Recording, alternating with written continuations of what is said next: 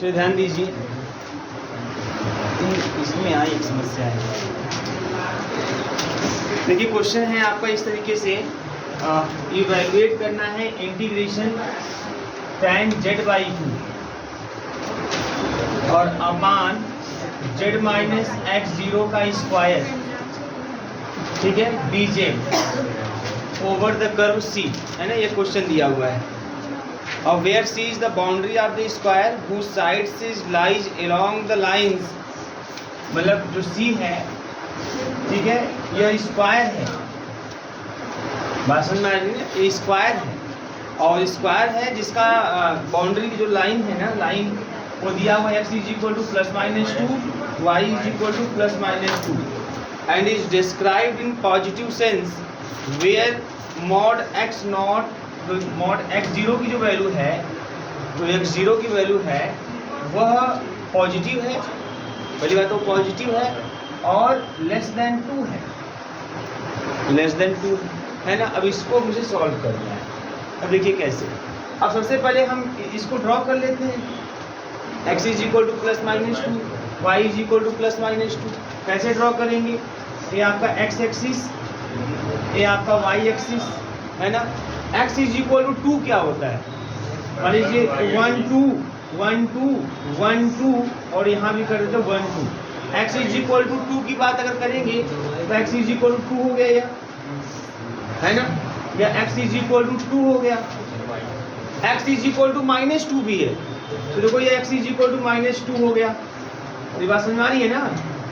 x is equal to minus 2 हो गया, y is equal to 2 है, प्लस 2 है, ये y is equal to plus 2 हो गया, y is equal to plus 2 हो गया, और y is equal to minus 2 भी है, ये y is equal to minus 2 हो गया।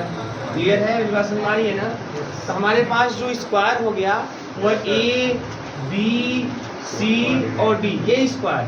देखिए इसने बोला पॉजिटिव सेंस में लेना, इसका मतलब भाई साफ यहाँ से ए बी साफ, इससे भी कोई मतलब नहीं, हमें खाली इतना लेना है, केवल इतने की बात करनी है। मेरी बात समझ में आ रही है ना। इस पूरे स्क्वायर जो है ये चारों जो है क्वाड्रेंट में था, लेकिन हमको केवल उस क्वाड्रेंट की बात करनी है जो आपका पॉजिटिव सेंस है, मतलब कि पॉजिटिव क्वाड्रेंट की बात करनी है, मतलब ये वाले क्वाड्रेंट की बात करनी है। बात समझ में आ रही है। अच्छा, अब ए जो है इसकी स्थिति है कि ये 2 0 है, ये 0 0 है ना, ये 0 2 है और प्रिंस ये कितना है 2, तो इसका दिमाग इसमें खाली से वहीं पे है। बुलाया ना आप साहब, हाँ कौन आएगा, अच्छा वही बात ना, दिमाग तो वहाँ है पूरे तरीके से, तो यहाँ किसी में 2, 2 क्या है। अब ध्यान दीजिए, अब जो हमारा x0 है, मॉडुलस x0, मतलब x0 की वैल्यू है 2 से लेस है, मतलब x0 यही कहीं बीच में कहीं आएगा, बस समझ रही है ना। x0 यही ना कहीं बीच में आएगा, कहीं भी आएगा बीच में आएगा, 2 से कम है तो यही ना आएगा, 2 से कम है यही रखना है, वो भी पॉजिटिव। मॉडुलस मतलब कि वैल्यू जो होगी 2 से कम 1.1 1.2 ऐसा कुछ करके होगा, 0 भी हो सकता है, बात समझ में आ रही है, लेकिन निगेटिव नहीं हो सकता कि मॉडुलस दिया हुआ है। तो x0 मतलब कंफर्म इसके अंदर हो गया। तो यहाँ पे जो सिंगुलरिटी है वो x0 ही है, जो पोल है वो x0 है। क्लियर है ना भाई। इसको करते क्या, ये नहीं करते हैं, जो डिनोमिनेटर इक्वल टू 0 करते हैं, तो z की value x0 lies inside the curve C, अंदर ही पड़ेगा ना, बोलिए आप लोग, lies inside the curve C, curve C के अंदर ही लाई करेगा, कंफर्म है सबको, कर्व C के अंदर ही लाई करेगा। अच्छा, ये जो पोल है z is equal to x0 is the pole, कितने ऑर्डर का है 2, z माइनस x0 का स्क्वायर है ना। fz की वैल्यू कितनी है tan z/2, tan z/2। Clear है। आपको फार्मूला बताया गया है, f डैश a बराबर 1/2 पाई i, फैक्टोरियल 1 होता है मतलब 1 होगा, और integration fz upon z minus a का होल स्क्वायर dz और c, बस समझ आ रही है ना। यहाँ से मिल जाएगा, अब इसी पे लगाना है हमको। इसका मतलब कि जो इंटीग्रेशन c fz अपान और z माइनस a के होल स्क्वायर की वैल्यू होती है वो होती है 2 पाई i f डैश a होता है, यही होता है। तो हमको कहीं से एफ डैश ए मिल जाए, काम खत्म हो जाए। बात समझ में आ रही है? तो यहाँ एफ जेड है कितना? एफ जेड है tan z बाई 2। अब चलो मुझे बताओ एफ डैश जेड कितना होगा? है ना? तो tan z का जो डिफरेंशिएशन होता है sec स्क्वायर z बाई 2, यही ना?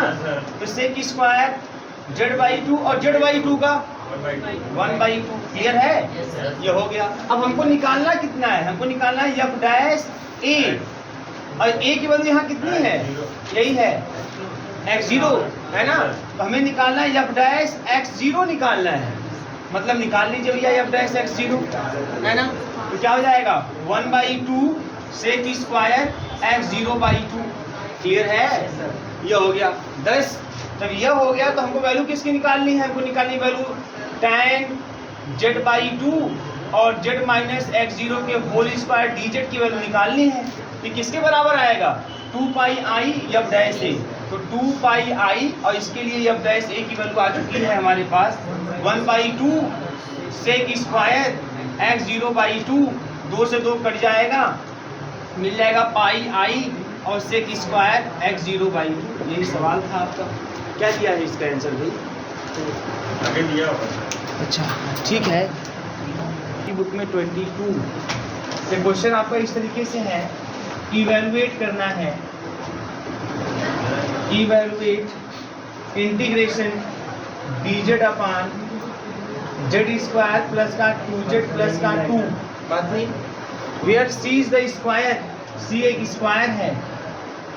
Where c is the square whose vertices, इसका इस स्क्वायर का वर्टिसेस दिया हुआ है। वर्टिसेस दिया हुआ है 0, -0, -2, -2, -2, -2, और 0, -2 ये दिया हुआ है। ओरिएंटेड इन एंटी क्लॉकवाइज डायरेक्शन। ठीक है, चलिए ध्यान दीजिए। अब यहाँ पे क्या है?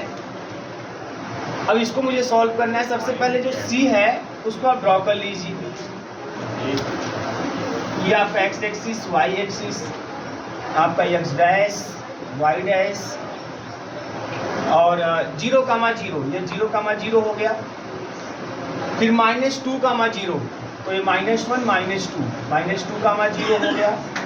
फिर 0, -2, तो 0, -2, यह आपका -2, 0, -2 हो गया।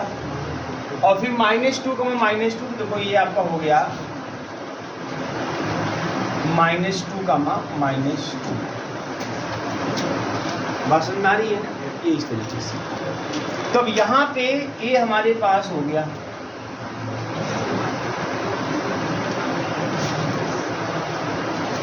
a स्क्वायर हो गया,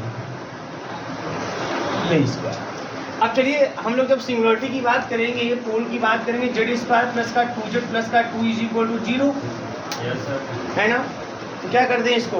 z square plus z plus 2, यही ना हो जाएगा? ऐसे कर रहे हो? कहाँ हो पाएगा जी? सर इसका -1 प्लस आई ऐसे बनेगा, है ना? हाँ, क्योंकि जब b स्क्वायर माइनस 4ac की वैल्यू निकालोगे ना यहाँ पे आप, b स्क्वायर मतलब 4 माइनस का 4 और ac मतलब 2, ये नेगेटिव आ गया।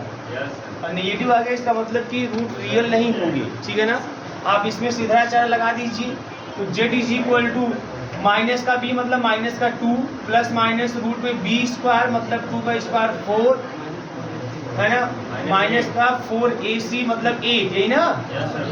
अब बाई 2 यहाँ जाएगा माइनस का 2 प्लस माइनस 4 में से माइनस का 1 घटाएंगे, माइनस का 4 मतलब 4i स्क्वायर मतलब 2i।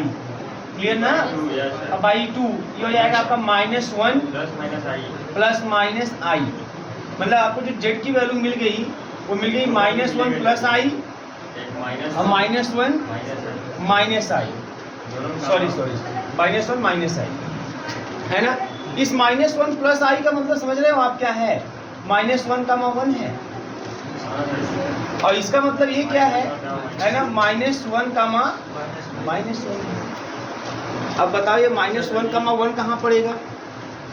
जब -1, 1 आपका इधर कहीं पड़ेगा। यह -1, 1 है आउटसाइड, ये आउटसाइड हो गया। क्लियर है ना। ये वाला अब -1 का -1 कहाँ पड़ेगा, ये देखो -1 का -1 है, यह पॉइंट -1 का -1 है और यह पॉइंट है -1 का 1 है। तो जो -1 का -1 वाला पॉइंट है, that point lies inside the curve C and -1 का 1 lies outside the curve C, है ना। मैंने बोला कि जो कर्व आउटसाइड होगा, सॉरी जो पॉइंट आउटसाइड होता है उससे करस्पॉन्डिंग जो फैक्टर होता है उसको FZ के साथ ले लेते हैं, है ना। और जो इनसाइड है उसको ही हम अपान में Z-A के फॉर्म में रखते हैं। अच्छा, इसके हिसाब से अगर देखा जाए तो ध्यान दीजिएगा, अगर हमको ये मिल गया कि भाई इसके दो फैक्टर हो गए हमारे पास, तो इसका मतलब इसके जो दो जो फैक्टर होंगे कौन कौन होंगे, एक होगा आपका Z- इसके लिए देखो Z-1 Z+1 माइनस आई, और दूसरा हो जाएगा Z+1 प्लस आई, यही ना होगा, इसका फैक्टर यही होगा। क्लियर है ना। जब इसका फैक्टर यही है, जब इसको सॉल्व करोगे तो भाई Z की वैल्यू मिल जाएगी -1 प्लस आई, दूसरी मिल जाएगी -1 माइनस आई। क्लियर है सबको ना। तो इसका फैक्टर यही हो जाएगा। तो कौन से, इस वाले जो आपका -1 का 1 वाला फैक्टर है, मतलब पहला वाला, इसको ऊपर रख लेना है। क्लियर है ना, इसको ऊपर रख लेना है। तो हमारा देखो अब ऐसा जो क्वेश्चन है कुछ ऐसा हो जाएगा, मतलब इंटीग्रेशन इसको वैसे लिखेंगे dz/z² प्लस 2z+2, इसको लिखेंगे ऐसे इंटीग्रेशन dz, इसका जो फैक्टर कुछ ऐसा जाएगा z और प्लस 1 प्लस आई 1 माइनस आई। क्लियर है। और दूसरा z और प्लस 1 प्लस आई। क्लियर है ना, यह हो जाएगा। अब इसको क्या करोगे आप, ये जो ए वाला जो पार्ट है कि इसके हिसाब से जो जेड की वैल्यू मिलेगी या मिलेगी, तो इसको चूंकि ये लाइज आउटसाइड है, ये बाहर है ना ये वाला पॉइंट, इसको ऊपर कर दो, ऊपर कर दो ऐसे 1/z+1 माइनस आई, ये ऊपर हो जाएगा। ध्यान दीजिएगा, ये ऊपर हो जाएगा और यहाँ पे हो जाएगा z+1 प्लस आई, ये यहाँ हो जाएगा। और dz बोलो, बोले किसी को समस्या नहीं है। अरे भाई जब इसका फैक्टर करते तो z- भी दो फैक्टर मिलेंगे इसके, तो ये वाला जो है लाइज आउटसाइड, इसको ऊपर कर दो, ये FZ के रूप में ले लो और इसको छोड़ दो नीचे, वही काम है। बस यहाँ पे कोई ए और बी के मान जो है वो कुछ इस तरीके से है, इसलिए आपको थोड़ा सा अनकम्फर्टेबल फील हो रहा होगा, बट है एकदम सिंपल वही चीज़ है जैसे ये सामान्य होता है, बस रियल की जगह इमेजिनरी रूट्स हैं, बस इतने मतलब है। तो अब यहाँ पे तो FZ, यह FZ कितना हो गया, ये FZ = 1/z+1 माइनस आई, ये FZ हो गया। क्लियर है ना। और Z = A क्या होगा, ये दूसरा वाला, यही ना, मतलब इसके हिसाब से यही वाला ना आएगा, मतलब कि -1 माइनस का आई, ये हो गया। समझ में आ रही है, सिंपल पोल।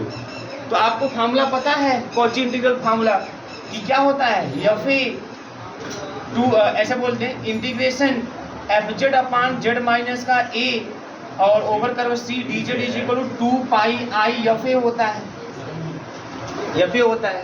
तो यहाँ से इसका मतलब हमको FA चाहिए, FA ही नहीं चाहिए आपको, तो FA निकाल लीजिए भैया। FA कैसे निकालेंगे आप, तो FZ पता है, यहाँ FZ पता है, तो FA निकाल लो, FA निकाल लो, FA निकाल लो, मतलब F-1 माइनस आई निकाल लो, Z की जगह रख दो 1/z की जगह रख दो -1 माइनस का आई, और आगे क्या है +1 माइनस का आई, 1 से 1 साफ, माइनस आई माइनस का 2i, हो जाएगा आपका माइनस का 1/2i। बोलो आई से ऊपर नीचे गुणा है ना, तो आई से जब गुणा कर देंगे तो हो जाएगा सीधे सीधे i² यहाँ पे ऊपर हो जाएगा i² माइनस का 1 है ना, माइनस प्लस i/2 हो जाएगा। तो ये हो गया भैया FA की वैल्यू i/2। तो इसका मतलब बहुत ही सिंपल, इसका मतलब ये हो गया कि इंटीग्रेशन है ना, इंटीग्रेशन 1/z+1 माइनस का i/z+1 प्लस आई dz ओवर कर्व C बराबर, आप ये भी लिख सकते हैं बराबर इस, ये पूरा क्या है एक्चुअल में, ये पूरा है dz/z² प्लस का 2z प्लस का 2 है ओवर कर्व C बराबर किसके बराबर आएगा 2πi, और FA मतलब i/2। आई बाई 2, ये 2 से 2 कैंसिल, आंसर आएगा माइनस का पाई। यही आंसर हो गया। क्या मास्टर? हाँ क्या कर रहे हो? मैं आपको फिर से एक बार समझा देना चाहता हूँ मोरेरास थ्योरम को, एक बार फिर से समझ लीजिए, ठीक है? एक बार पूरा हो गया। यहाँ पर मैंने बताया आप लोगों को कि ये जो वैल्यू है जब इसको सॉल्व करेंगे, जेड वेरिएबल है, तो ये जो इसकी वैल्यू आएगी वो इन टर्म्स ऑफ जेड ही आएगी, ये जेड के टर्म में ही आएगी। तो अगर ये जेड के टर्म में आएगी, है ना, तो ऐसी स्थिति में, ठीक है, इस पूरे integration Z0 to Z F T D T को मैं कैपिटल एफ जेड लिख सकता हूँ।